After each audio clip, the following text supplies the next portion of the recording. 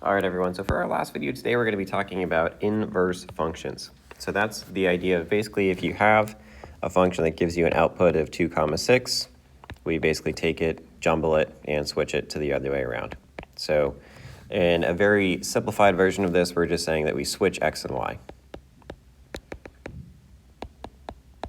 We're basically flipping the function around the other way. So that's one example. We had an x of 2 and a y of 6, so we changed it to have an x of 6 and then a y of 2. And if we can do those things and it holds true, then we do in fact have an inverse function.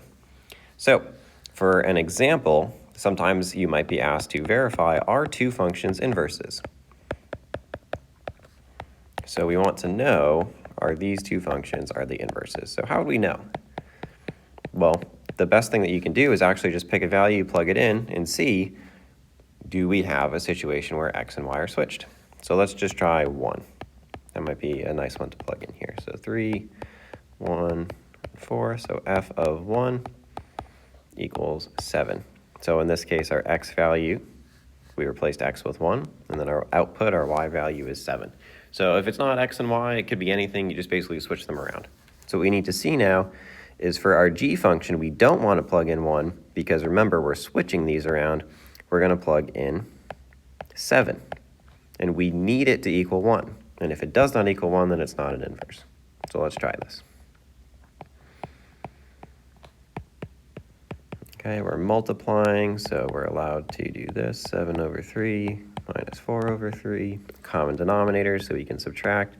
We get 3 over 3, or we get 1. So g of 7 equals 1. So in this case, what we can see is our x value is 7.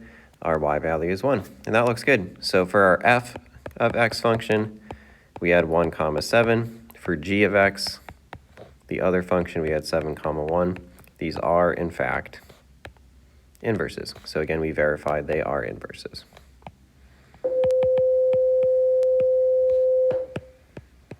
So that's how we verify. The second thing you can probably guess is coming next is we have to actually find what is an inverse function. So an example here, find the inverse of f of x equals negative 2x minus 7. So a few steps for this. Step number 1 is f of x, change it to y. And then step number 2, change any x's to y's, change any y's to x's. Let's follow those steps. And then finally, last step here, we solve for y. So step number 1, we have an f of x here. Let's change that to y. So y equals negative 2x minus 7. Step number 2, we have some x's and y's here. So we need to reverse them. So x becomes y becomes x. So let's change those.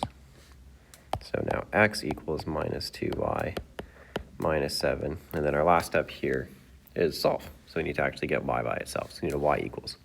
So anything that's not y, we are going to move over. So we'll have x plus 7 equals minus 2y. Then divide both sides by 2. And we'll get y equals negative 1 over 2x minus 7 over 2. And that here is going to be our inverse function.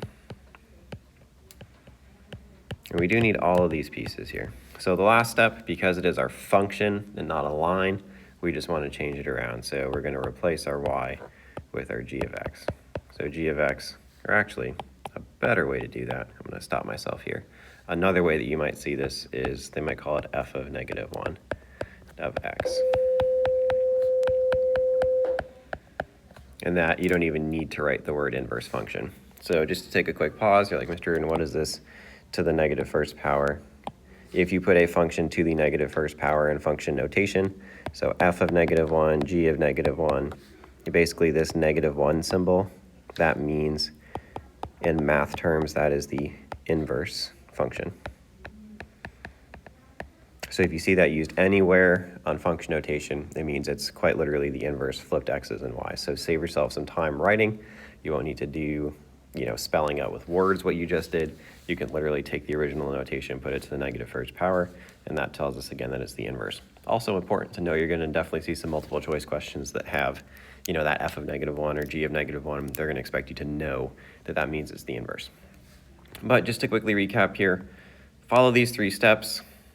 If you do that, you'll be able to algebraically calculate your inverse.